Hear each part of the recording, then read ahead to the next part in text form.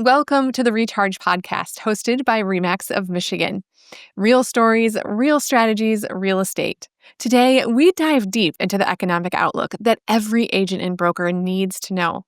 We are joined by Dr. Lawrence Yoon from the National Association of Realtors, their chief economist. Dr. Yoon is one of the most trusted voices in the industries, and he's going to take us through today consumer sentiment, pricing strategies, and the number one question on all of our minds, what's next in 2026 for existing home sales and affordability? Dr. Yoon will bring us insights from the data and clarity to the numbers. And quick headline for you, he has a very optimistic outlook for what's coming for existing home sales in 2026. So what does this mean for your business? Stay tuned because this information will help you lead smarter and understand your business in a way to adapt your real estate practice into the economic realities of our world today. So Dr. Yoon, thank you so much for joining us. I have to admit, I'm a little bit of a disciple of your work. I remember the first time I got my hands on the profile of home buyers and sellers and was just enamored with the data and the stories it could tell. So to have you here to share with all of our REMAX agents and brokers across the state of Michigan is such an honor. Thank you so much for joining us today. Ashley, thank you so much for having me. So happy to join. Now, you have been with the National Association of Realtors since 2000. What first drew you to the study of housing markets and real estate economics? I study economics in my graduate studies, and I've got my doctorate. And while I was studying, I specialized in economic forecasting. Now, forecasting is a very difficult art. I would not even say it is science, but people try to apply data correlation, data causation, and what may have happened in the past. One can do some quick analysis, but trying to project that into the future sometimes works out, sometimes not. So when there was a job opening at NAR for economic forecaster, I applied. I was not necessarily about housing, but then I began to talk with realtors, other people in the housing industry. Very interesting topic. And what do you know? Americans, their source of wealth is really through real estate. So I understood the importance of this area. We are so glad you found yourself there. And in the world of forecasting, I did hear a rumor that you were recognized as being one of the top forecasters last year. Looking at this year, congratulations. Thank you. So Wall Street Journal, sent me a note to say I was among the top five among hundreds of forecasters who have submitted their data.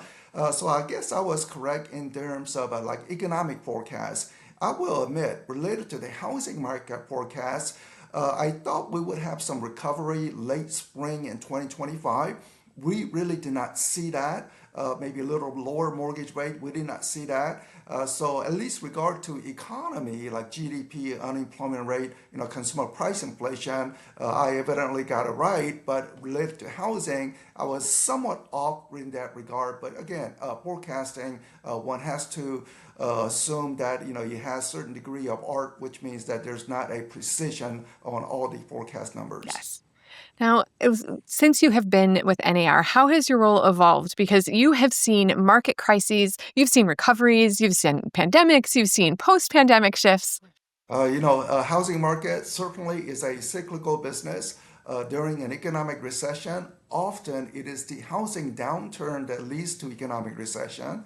And also, when housing market recovers, it helps the economy boost and prevents the economy from going into a recession with consistent job growth situation. So a lot of cycles, and certainly in recent time, we saw the COVID lockdown, great uncertainty regarding the economy, great uncertainty about our health situation. But once the economy began to reopen from the lockdown, more job, and what do you know? Low interest rate, people enter the market, frenzy, multiple offer situation. Then around middle of 2022, Federal Reserve aggressively raised interest rate, and that essentially flipped the housing market, at least in regards to sales activity, where suddenly buyers disappear. But for homeowners, they have continued to see price increases all throughout this cycle. So homeowners doing very well, record high housing wealth accumulation. Yes. Now, looking back, is there any particular moment in your career where you started to realize the power of housing data to really shape national conversations? I try to explain the data best I can and how the data is implying about the future. So to some degree, if it helps some agents plan their businesses as such, and I received many comments from realtors to say, back in a certain number of years, I listened to you, and because of that, I changed my business plan, Best and feedback. therefore it became much more successful and so forth. So when I hear that, it's very pleasing, and also for consumers. Maybe some consumers have the financial capacity to buy a home, and maybe they sort of heard some media about don't buy a home, things like this. Well, I provide some counterweight or opposite point of view, and people purchase home, say 7 years ago, 3 years ago, and they are doing very fine. So it's very pleasing to know people are succeeding, partly because the explanation, or at least trying to apply logic to the explanation. See, kudos, right? We take numbers and you can have positive impact on people's lives. That's really great to hear. So I joined your session at the NAR NXT conference that was in Houston recently. And I was really fascinated to hear one of the points that you shared, that consumer sentiment is really at the lowest point it's been in 25 years, even lower than it was during the 2008 crash. Why do you think people are really so pessimistic currently, even with relatively strong economic indicators? The sentiment data, which the University of Michigan has been collecting for many, many years, all economists across the country looks at the data. And you are right. The sentiment index shows lowest in long, long time, even lower than what happened during 2008, 2010 foreclosure period. And I think this could be just more negativity in the news cycle, especially related to the politics. Because when I look at the sentiment data weakness, it really began in the final 2 years of President Biden's term, and as President Trump came in, it still remained very low condition. So I think very divisive, polarizing nature of political discourse may be contributing to some of this low sentiment condition. But as related to the broader economy, we have seen stock market reach all-time high, except for from mid-November, things began to wobble downward somewhat. Housing wealth at an all-time high, job additions still adding to the economy, and the real wage growth is happening. So once looks at the actual financial book, it looks like on average things are improving. Yet in terms of sentiment, people are expressing unhappiness. Do you think that sentiment bleeds over into the housing industry? I think that, also the sentiment part is, sometimes average can disguise some of the individual segment. So people who are owning things, owning real estate, owning stock market, I think they are financially comfortable. But many younger adults who are not owning home or very have little exposure to other, say, stock market ownership and such, their income is simply makes it difficult to survive day-to-day basis. And we have seen the rise in the delinquency rate on credit card debt, auto loan debt, student debt.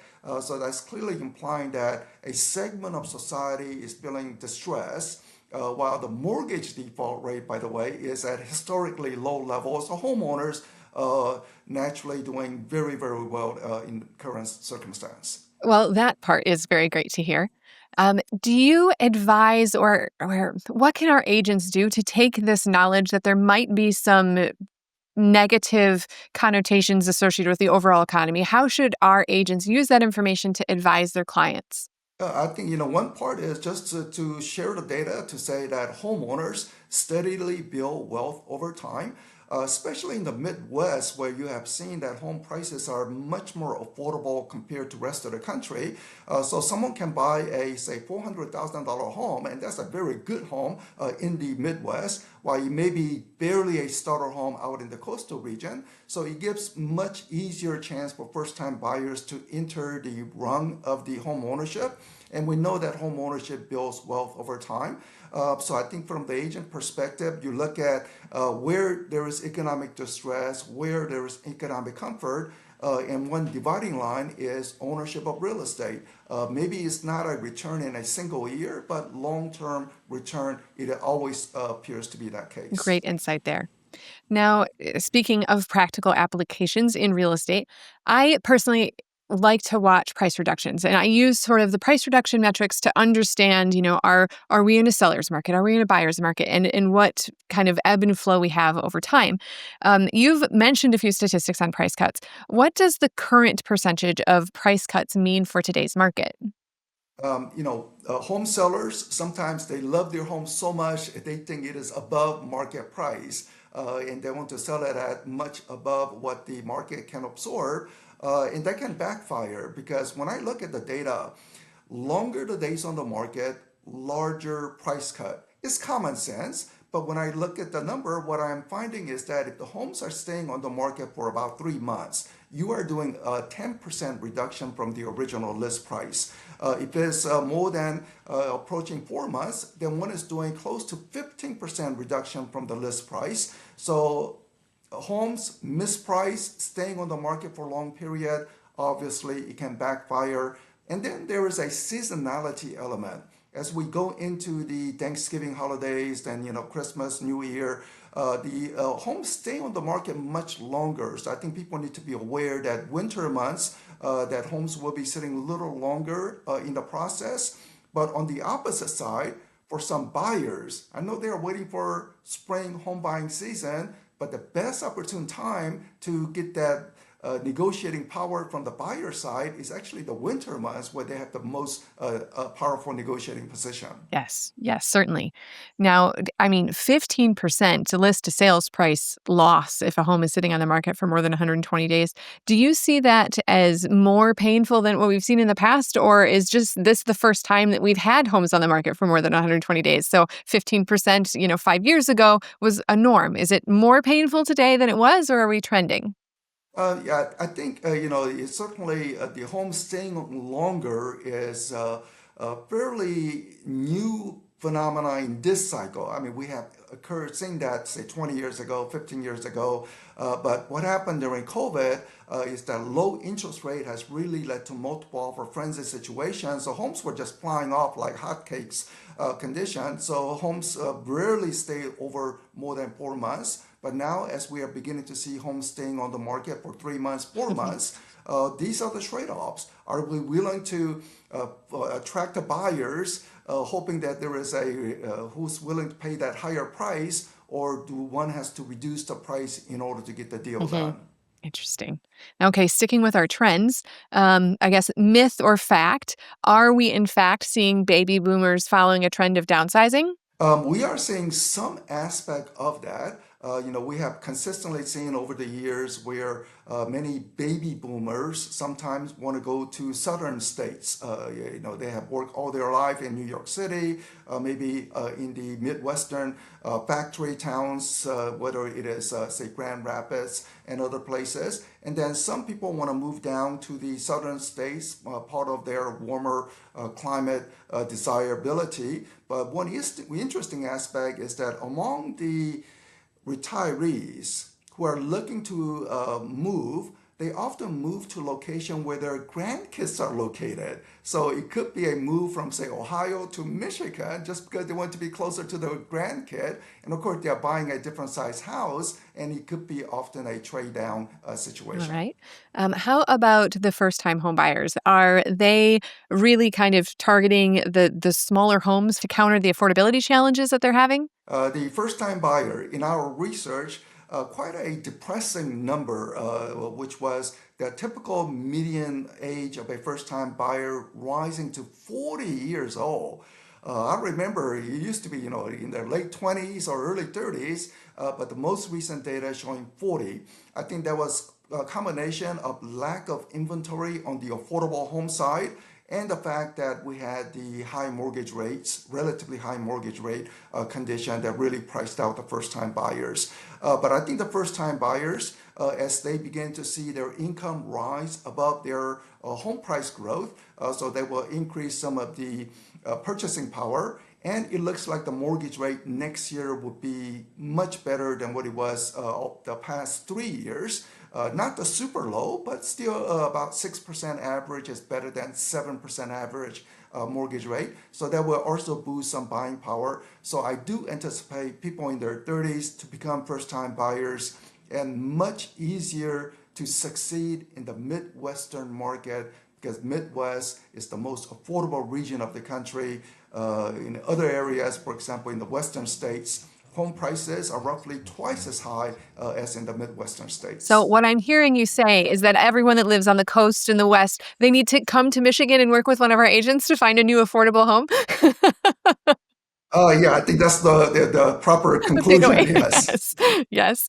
Now, in terms of affordability, where is our inventory of these smaller homes? We don't see them being developed at the rate that we need them. What factors are playing into that? There is also some lock-in effect where we had some purchasers a few years ago, and they purchased at 3% mortgage rate, and they don't want to give that Mhm. up. So what we are finding is that some people, if they need to change residence because say they have additional child in the family or other life-changing events, new job, and so forth, often they don't sell their prior home, but they just purchased a new home if their finances allowed, and then they just rent out the previous home. So if they're renting it out, obviously it's not available for the first-time buyer. But I think some people will begin to list property onto the market. But I think the builders really need to understand there is a strong potential demand at the entry level. One do not have to keep building mansions. Start building starter homes because there's plenty of buyers lined up ready to get There's in. such a need for it. It truly is. So you have pointed out that baby boomers are this dominant force in today's market. How has that been reshaping the opportunities for the millennials and Gen Z? They can't buy a home in cash. They don't have these large down payments. What is the reality for these younger generations trying to compete in today's market? So yeah, it's a large wealth difference between the baby boomers and the younger generation. I think some younger generation will get that wealth transfer. Home ownership rate is 66% in the country, which means that two-thirds of the younger generation may someday get some assistance from their grandparents or their parents on down payment to get into the home. But then you say, well, what about the other one-third younger generation who made all the right decision? They studied hard, they got good grades, they went to college, they have a good job, but they simply don't have down payment assistance from family Mhm. members. So they have to somehow demonstrate it to credit score, and maybe the entry level home is little not the perfect entry level home. They have to put a little more sweat equity into it. So there could be a little unfairness about the life, but we also know that life sometimes is not fair. But you try to do best you can given the It's true. circumstances. And I saw the data and statistics you were sharing on how much of an impact, almost in a new way, inheritance has been for first-time homebuyers. But not everybody has access to inheritance. And the first thing, when I heard this, the first thing that my mind went to was impact. We know that home ownership can have incredible and profound positive impacts, not just on the people that are purchasing their first home, intergenerationally for their family members that come behind them. Are we looking at a future where we have this increased sort of wealth gap based on home ownership, based on opportunities to have down payments? Like, I don't want to make a problem that's not there, but I also want to ask a question if this is something that we need to be aware of. Americans believe in fairness. That is to say, work hard, and one will be rewarded for that. So I think that, sometimes the path for one person may be slightly different from another, but one has to look at all the opportunities. So, say a first-time buyer who may have a good job, say in San Francisco, do they allow for remote work or some kind of hybrid work model, or negotiate with the boss to say, look, I want to live in Michigan where I can become homeowner, rooted in the community, and still have their occupation related to a company that is based in San Francisco. So I think as a first-time buyers, again, Midwest clearly providing much wider opportunity for younger generation than the coastal market. So as a realtor based in Michigan, I think this is something one should be selling it to say, great opportunity. And every time I see an advertisement about Michigan, pure Michigan, I mean, those are just great things to say, oh, I want to live in Michigan. So I think, there's many things that could be done. That's true. We can build this intergenerational wealth here. Just come join us here. The Michiganders are welcoming. All right. What level of concern do you personally have about impacts of affordability? Affordability, clearly, we don't want to move into where we have steadily declining home ownership rate. We can see some of the micro level, for example, in London, England, where home ownership rate used to be about 65%. Today, home ownership rate is going below 50%, so you have a huge wealth divide. One sees it similarly in the Bay Area, San Francisco, San Jose region, where home ownership rate has been declining, which means the homeowners are doing very well, but the non-owner are frustrated. They are paying higher rent each month. And then they feel like they're completely out of that American dream. So we don't want to have this situation. And only way to allow more access is we need to have wider supply available. I would say that is the main part. But sometimes maybe help on the first-time buyers. 50-year mortgage that has been discussed. Is it a game changer? I would say no.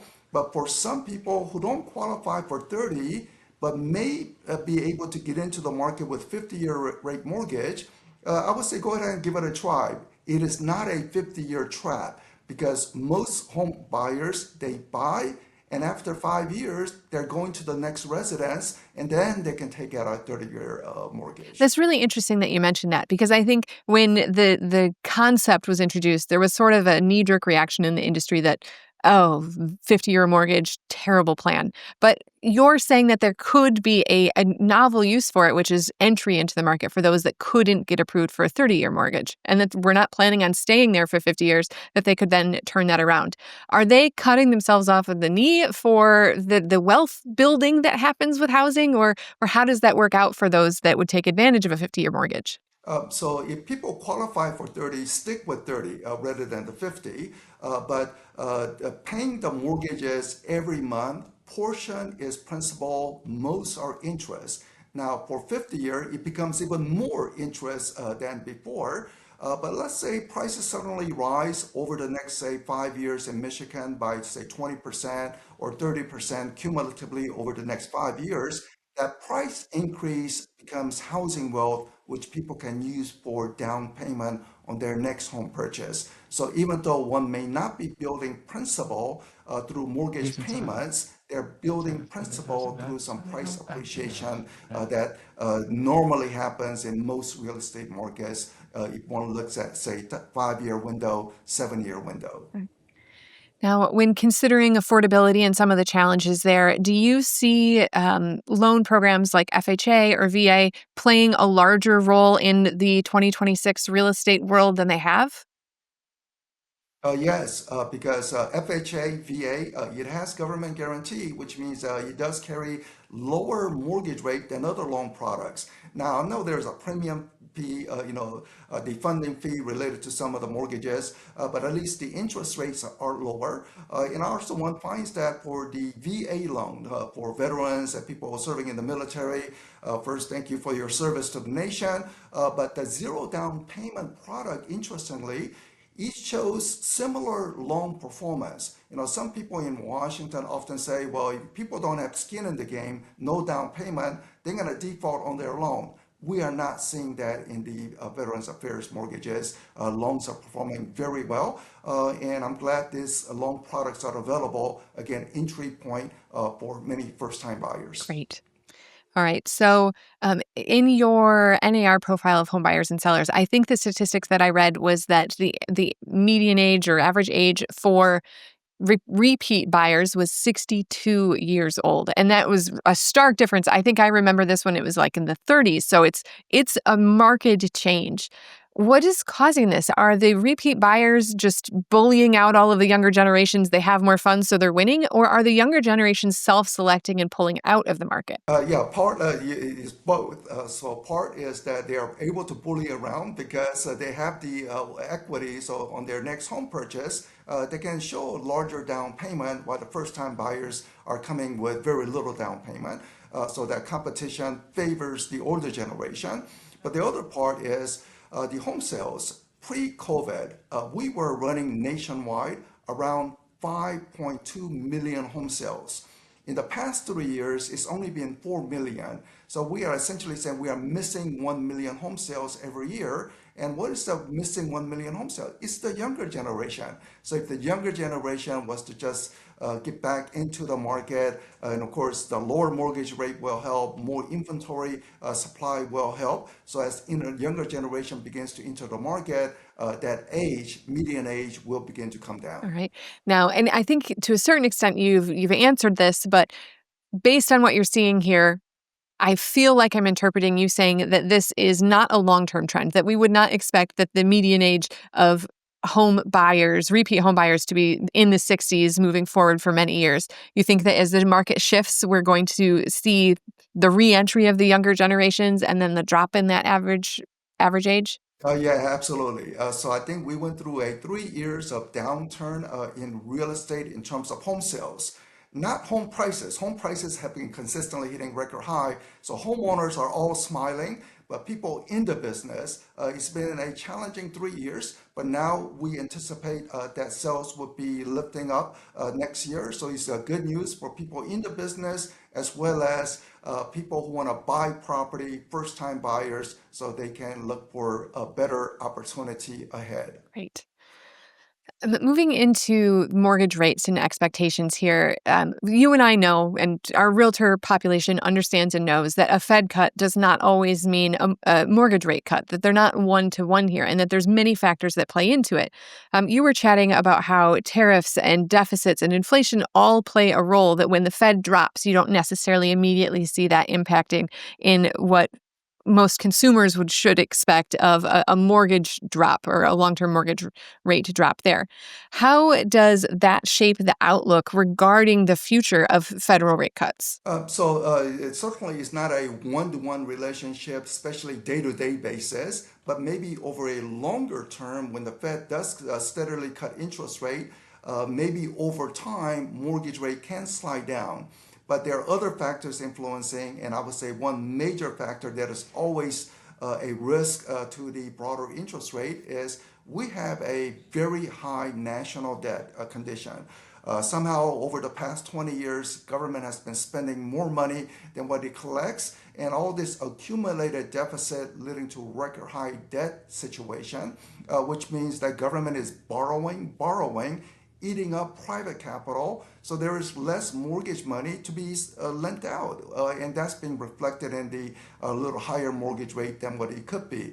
So if people in Washington somehow can address the deficit, I mean, not a single year, but over time address it, that will greatly help mortgage rate to slide down even into a much better position. Thank you for explaining that, because I think it can be hard to articulate it. We know that it doesn't, like a federal rate cut does not mean that the mortgage rates are going to drop to 4.5% immediately. But to understand the economic reasons behind it, I think will be very helpful to our audience. So thank you for getting into that. Now, sticking with the Fed, like if we look back at 2025, there was a lot of very public conversation and pressure asking and demanding price cuts. And then you had Chairman Powell ultimately in the fall doing a rate cut and then another rate cut. And there's conversations that we may see another coming in the near future. Do you think those cuts were in response to the political pressure there, or were there economic indicators that justified those cuts? The Federal Reserve is an independent organization, meaning that there could be pressure, but the president or the White House do not have the power to fire people. Almost something like a Supreme Court, except there is certain a term limit to Jay Powell's position. I think next year he needs to be renewed. But during the time that he is appointed, essentially he cannot be fired. And given that position, they're making independent decisions. So despite the pressure, early part of the year, the Federal Reserve was resistant to cutting interest rate because they said inflation is not fully contained. But then in recent months, we have seen some softening in the job market. We are hearing headlines like many companies laying off workers. So Federal Reserve is focusing their attention to the weakening job market and hence cutting interest rate. But one consequence of this is that we are seeing gold prices go super high as an inflation hedge. And in regards to real estate, what it means is that anyone who is saying real estate expect 30% price crash in real estate. With the gold prices rising like that, and with real estate also serving as potential inflation hedge, that will not happen. So in some market, maybe there is a temporary price decline before coming back up, but in most market, they will not see any home price decline, especially knowing that gold prices have gone up so much, given that Federal Reserve is beginning to cut interest rates. Fascinating. You had mentioned that you would not anticipate us seeing 3% mortgages again in probably our lifetimes. What do you think the new normal is? What should we expect in terms of mortgage rates in the next year? 3%, 4% mortgage rate. It happened during the early months, first year of COVID. So anytime there is a great economic uncertainty, maybe we encounter that. So hopefully we don't encounter some nasty surprise in the I'm fine with future. that too. We don't want to see that. Which means that mortgage rate, I think, normal. People should view it as something like 7% as being normal condition. But my projection, at least for the immediate upcoming year, 2026, is 6% mortgage rate. So certainly, I think it's a very attractive mortgage rate. And the buying power, you look at the monthly income at 6% mortgage rate, it's much easier to buy property in Michigan, Ohio, Indiana, compared to, say, where I am, Washington, D.C., or in some coastal markets in California. Yes. Now, okay, so you said 6, so 6.0 is your projection. Do we see 5.9? Is there a 5 in our future, or is this wishful thinking? Is 6 really probably the bottom that we should be looking for next year? With every forecast, take it with a grain of salt. So 6% average mortgage rate means that mortgage rate may swing around, say, between 5.5 and 6.5 for most periods next year within those range. Trying to precisely market time, one could always get a little wrong on that regard. But if one sees 5.9%, certainly is visible. But if one sees 5.6%, those are just super good rate in my view for Hey, 2026. we'll take it. It's headed in the right direction. Now, in terms of recent history, of course, we've had 3 years of sort of suppressed transactions, and I've seen a lot of the pain on the coasts. In Michigan, I feel in some ways that we have been protected from the severity of transaction decline that they've had. Even though we've had some, it hasn't been quite as bad. Are we just behind the curve, or are we protected because of the more affordable homes that we have here? Great thing about Michigan is that if people finds a job, decent middle income job, often they will be in a position to possibly buy a starter home. If it's a two income household, certainly that helps even more.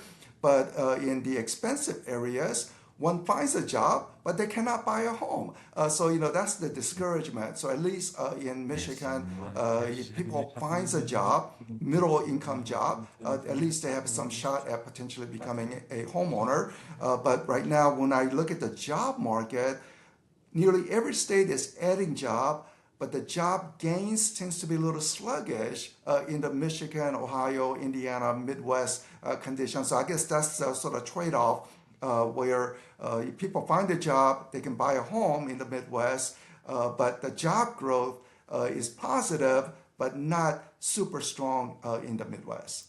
We shall see how that all plays out. Now, in terms of broader economic indicators, are there any red flags? I mean, you mentioned jobs. Is there anything else that we should be cognizant of? Consumer sentiment is just how people feel. It's not actual economic data.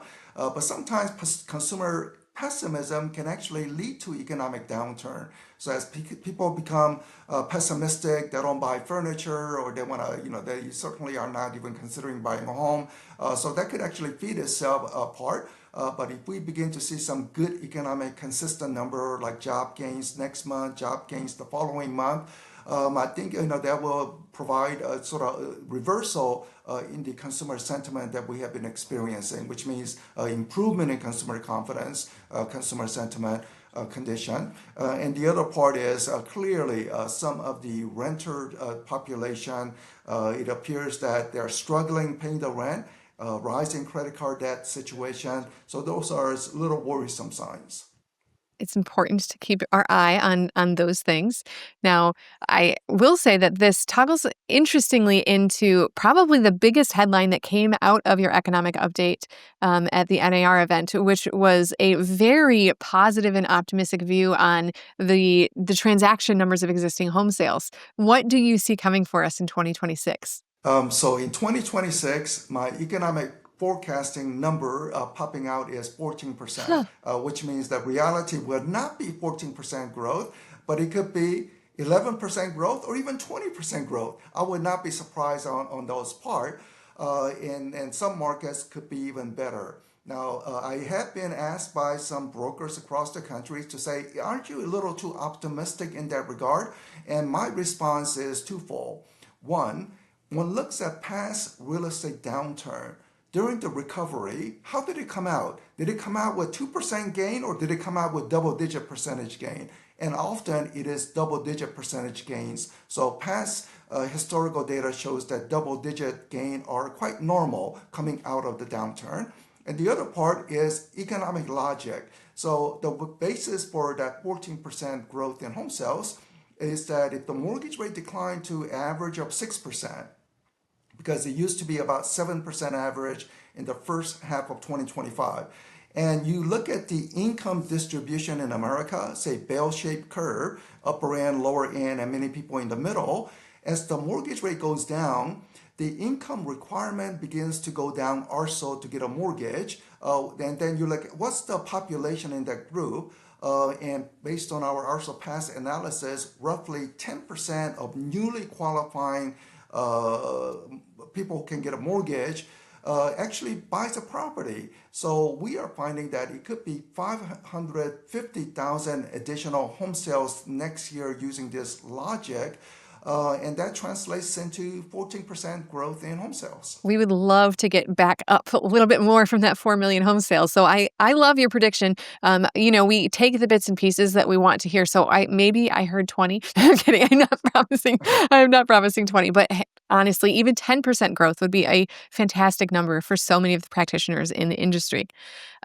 Now, again, bringing it back to our local level, do you anticipate any differences with what would be happening with transaction growth in Michigan versus the coast? We've been protected for 3 years. We haven't had the decline that they've had. Could that make our growth less, or would you expect to see the same here that you'd see elsewhere? So I think in Michigan it's all about jobs. So as long as job growth continues, and what has been happening, at least in the past 20 years, is that somehow Western Michigan is doing much better than Eastern Michigan. I guess in Eastern Michigan, exposure to the auto industry, they went through major restructuring, a lot of job losses in the Detroit area part. But places like Grand Rapids, one is finding much better job growth, diversified economy. So as long as there is a job growth in the region, one can anticipate much more robust housing market activity in Michigan. That's news that we like to hear. Now, what about as consumers come back to the market? I mean, double-digit growth is pretty intense. Are you expecting this to be a trickle through 2026, or do you feel like it's going to be more like a wave? I think it is a good bounce, but compared to pre-COVID, and I would say pre-COVID is a very good base year to compare with because home sales for the 5 years prior to that have been about 5.2 million.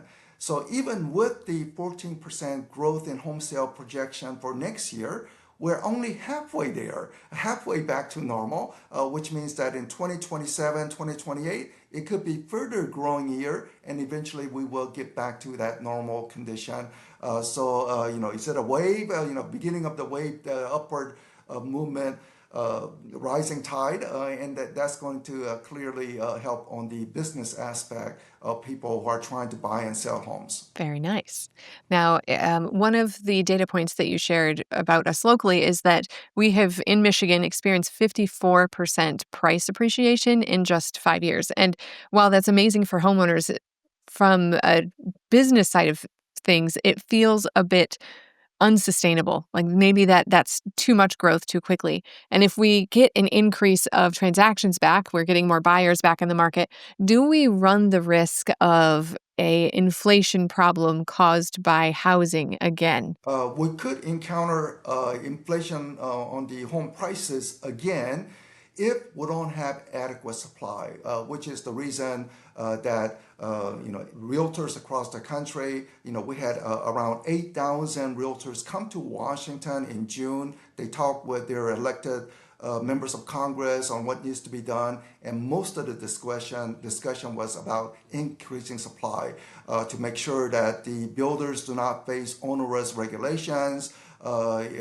Sometimes maybe requires issuing a housing permit on a small lot so people can build small size home condition. So looking at all the angle, so we have to have more supply so that when the rising demand occurs, it is met with more supply, so price increases will be very manageable in corresponding with the, say, income growth. But if the supply is not there, then increased demand will simply lead to very aggressive price increases. So we need more sellers, right? We'll have the buyers. We need more sellers to keep our prices within reasonable check. Absolutely. More sellers and more new home construction. Love the sound of both of those things. This is all very good. So this is a very positive and optimistic outlook for 2026. What key indicators would you recommend that we watch to see if this optimism plays out the way that we hope that it will? The number one variables that I look at each morning is the 10-year Treasury yield. That is the basis that sets the mortgage rate for the most part, and it tells many things about the economy, budget deficit situation and such. So look at the 10-year Treasury. Is it declining or not? On the day that we are programming this, 10-year Treasury is declining, which means the mortgage rate will be a little lower today compared to yesterday.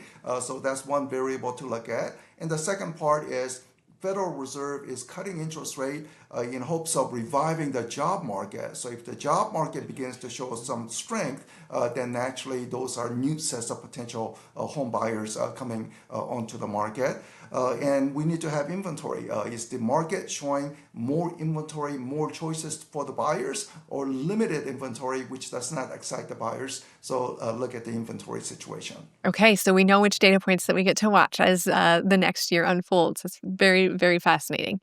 Now, so I love this stuff. I talk to our agents and our brokers. I give them economic updates. They listen to me, which is great, but it's even better when they can take what they're hearing and they can actually use it.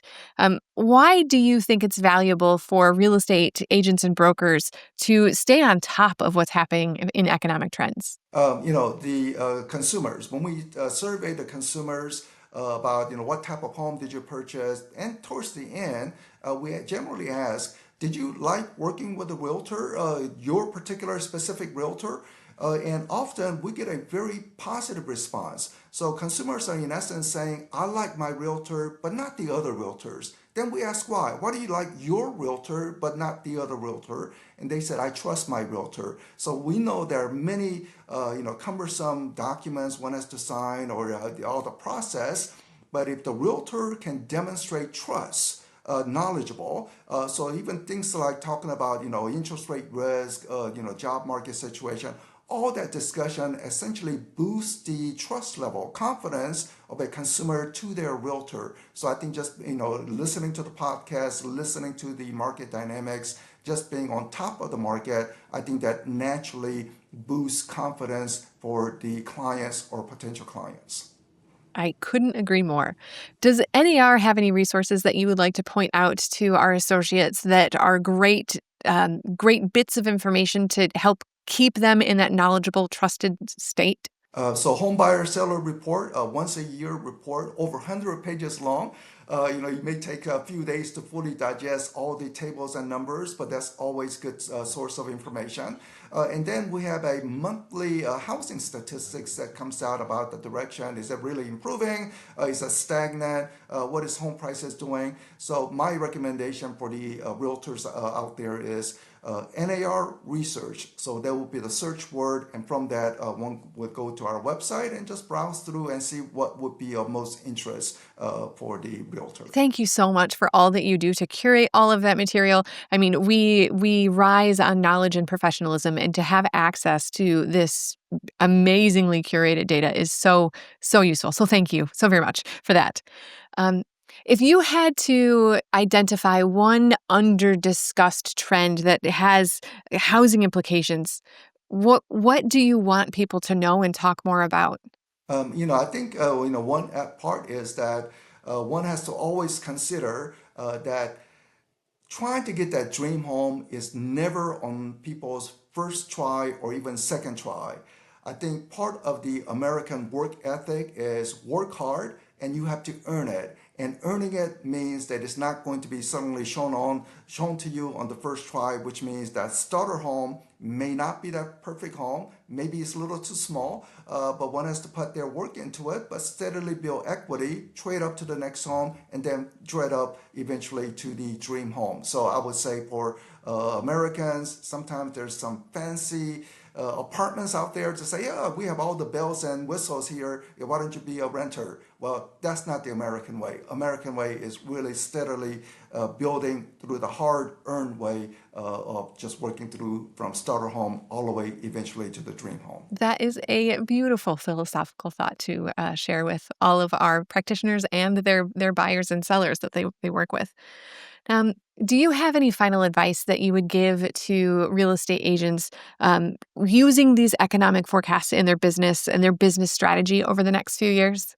One thing I can, I guess, address that part is that you are in an entrepreneurial business. I mean, it's almost like starting a small restaurant, and there's other restaurants to compete with. And what we find in the real estate is that is 80-20 rule. People are familiar that 20% of realtors do 80% of the business. I hope the listeners of this podcast are in that 20% to get most business, which means that not every realtor's, their marketing plan, their knowledge base will be equal. But I think as a business person, hopefully that information that people listen to can in some way put them in that 20%, top 20%, so that they are getting that 80% of the business. I couldn't agree more.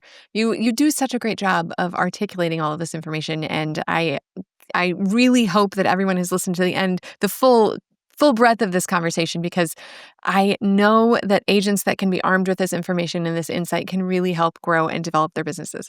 Dr. Yoon, thank you so much for joining us. This has been a fascinating conversation. You've helped us peel back the layers and move from numbers and data to really, truly actionable intelligence. Thank you to Dr. Lawrence Yoon, the Chief Economist at the National Association of Realtors. It has been our honor to have you. Thank you for joining us. And on behalf of our audience, we pledge to take this information and actually put it into use and share this information broadly with our consumers that we work with. If you found this conversation valuable, please share this with your colleagues. Please subscribe so that you never miss an edition. But we know that with the right strategies and insights, you can help your business recharge and your mindset grow.